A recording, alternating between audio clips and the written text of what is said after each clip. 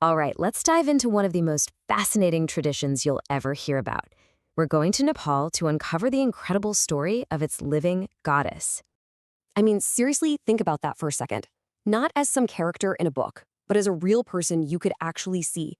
A divine presence, right here on Earth.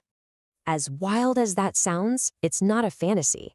For centuries, in the heart of the Kathmandu Valley, this has been a profound spiritual reality. And this reality has a name. It's embodied in a tradition unlike any other in the world, the Kumari. So, the Kumari is a young girl chosen through this incredibly strict process to basically be a goddess. She's worshipped by both Hindus and Buddhists, and she lives this very secluded, sacred life. Her feet literally never touch the ground outside her palace. She is, for all intents and purposes, a goddess in human form. But that just brings up more questions, right? Who is this powerful deity she represents? And why on earth is all this divine power channeled through a little girl? Well, to get those answers, we have to go back in time and meet the goddess herself.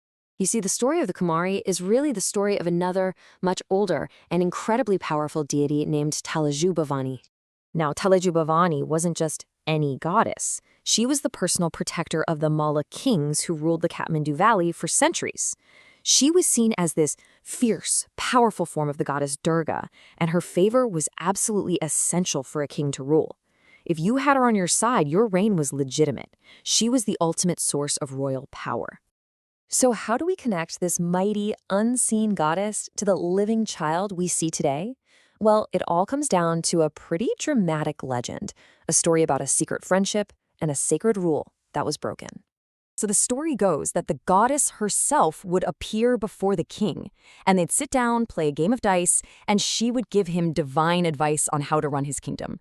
I mean, can you imagine having that kind of political advisor?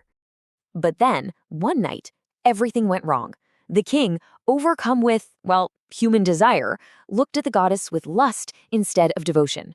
He crossed a line that should never have been crossed, and the fallout was immediate. And just like that, she was gone.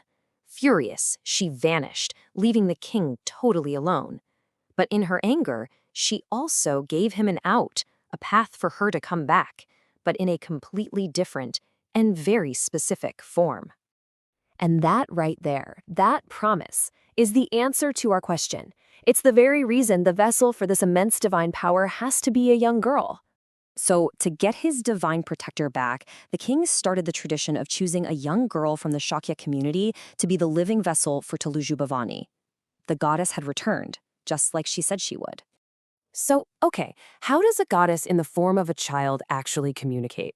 Well, people watch her every move. Her messages are believed to come through her involuntary actions. If she cries, it could mean a death is coming. If she laughs, a national crisis. But perfect, calm stillness, that's taken as a sign of her ultimate blessing and a promise of peace. But the goddess's presence isn't just felt through the Kumari. It's also literally carved into the architecture of Nepal. And believe it or not, it's at the center of a very modern mystery. The Malla kings went all out, building these incredible temples for their protector. The most famous one is the Taleju Temple in Kathmandu's Durbar Square. It's this towering, absolutely gorgeous masterpiece of traditional Nuwa architecture, and it's a testament to just how important she was. And just to give you an idea of how sacred this place is, for 364 days a year, no one is allowed inside except the priests. It only opens its doors to the public for a single day during the massive Dashain festival. But this ancient, sacred story also has a very modern and pretty controversial twist that involves a lost treasure. So get this. A priceless ceremonial necklace that belonged to the goddess was moved from the temple to a museum back in 1970. A few years later, it was smuggled out of Nepal and sold. Today, that same sacred necklace is sitting in the Art Institute of Chicago, and it's become a huge part of this global debate about repatriating stolen art and cultural artifacts. So, when you look at an image of the Kumari, you're not just seeing a young girl. You're seeing the legacy of a powerful, ancient goddess, a story of royal power, divine anger, and a tradition that literally makes the sacred a part of our world. And that kind of leaves us with one last thing to think about, right?